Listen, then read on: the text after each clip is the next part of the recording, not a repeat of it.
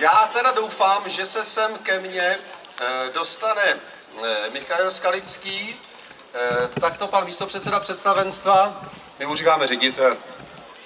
Má něco se zádama? Máte ho se zádama. No proto, já jsem se úplně lék. Tady je, já vás zdravím, dobrý den, já jsem se úplně lék.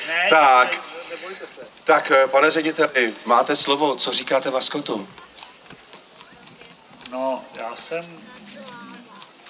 jsme přemýšleli, jak bychom potěšili naše a děti, tak jsme vymýšleli, až jsme vymysleli, že by to mohl být maskot.